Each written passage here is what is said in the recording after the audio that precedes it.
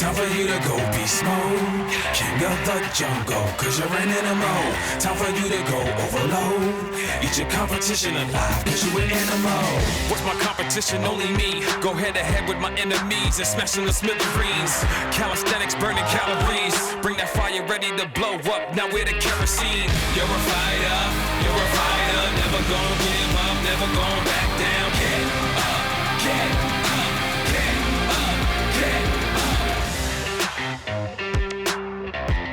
Welcome to Beyond the Blitz, week 2 of high school football action in the books last night. And Nick, another beautiful one. It was great. I mean, okay, the weather affected a little bit of rain, and that's for the third week in a row, but hey, it's fine. There was a lot of great football, and I'm excited to talk about it. You can't let it rain in your parade. In fact, hey, it even got a little crisp, a little bit of football weather. Perfect timing for probably the biggest game of the season so far, and a game that, well, it had to be our game of the week. It's Bryant and Parkview. Who else? You got to remember, last year, Bryant had a 54-game win streak against in-state competition, snapped by the 5A team, by Parkview. The longest win streak in Arkansas high school football now belongs to Parkview. So Bryant came into War Memorial Stadium last night with a chance to return the favor. Parkview, though, of course, not going to make it easy. This is their home stadium and the stadium where they've won the last 2 5A state championships.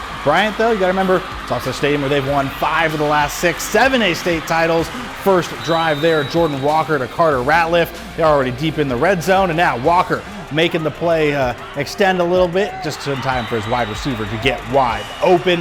That's Kamari Austin. It's 7-0 Hornets. Parkview trying to make something happen on a punt, but bad snap that's going to set up Bryant in great field position, and the Hornets capitalize with the longest long field goal there for a high school kicker. You love to see it. 10-0 Bryant. Parkview's Parkview, though. There's a reason they had a 27-game win streak coming into tonight. Quentin Murphy hits Jermaine Penny, and the Patriots are in business in Bryant territory. And now Montario Elston, he's money. He beats his man to the corner into the end zone. It's 10-7 Parkview, but that's as close as the Patriots would get. Bryant gets revenge, and for a team filled with players who had the first loss of their high school career come last year in this game, well, the Hornets get to take down Parkview 30-10, the final score, and Bryant back on top in this one.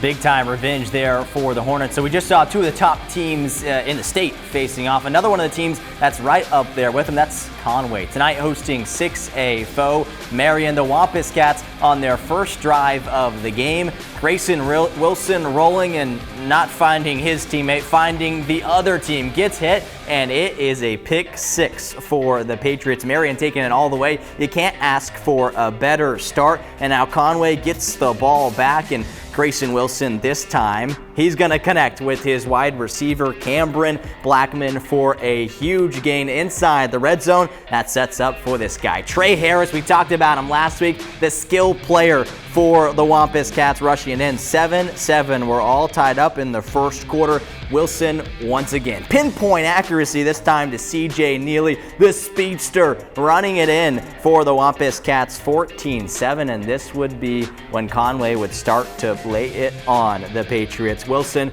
once again doing the things that, well, a future Razorback should be doing. Completes another incredible pass. I mean, this guy can just do it all. That time it's Alex McRae for the touchdown. 21-7 Wampus Cats. We're still in the first quarter, folks. Second quarter, it would be the Wampus Cats defense. Fumblerooski for the Patriots. A scoop and almost a score for the defensive lineman right there. But Conway, a couple plays later, punches it in. Grayson Wilson and the Conway Wampus Cats would go on to win 49-7. All right, over now to Pine Bluff. In fact, UAPB's Simmons Field, the Zebras Field, still under construction. Camden Fairview coming in, though, and coming in hot. Justin Frazier with a run there, dragged down inside the 2-yard line, and Cardinals, they're gonna capitalize. It's Jamari Utzi in the end zone for the touchdown. Camden Fairview on top, 7-0. And this one, it's gonna be all Camden Fairview. Why not? Jaden Porsche then coming right up the middle and right through the heart of the Pine Bluff defense, finally taken down deep in zebra territory. And Fairview clicking on all cylinders. A tip pass, that one intercepted by the Cardinals' Rodney Frazier. Offense came to play. Defense really came to play. Camden Fairview shuts out Pine Bluff. 27-0 is the final.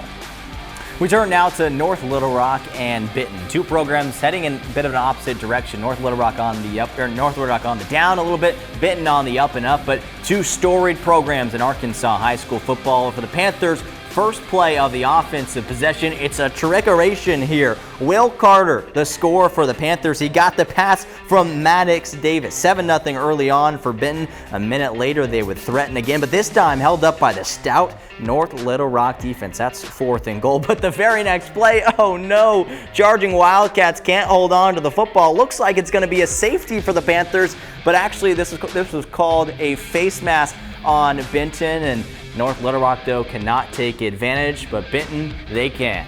Great pass here from Drew Davis. Terrific pass there. 14-zip. That's Maddox Davis on the reception. Panthers running away with this one. They should have been up by more. Costly mistakes like this one.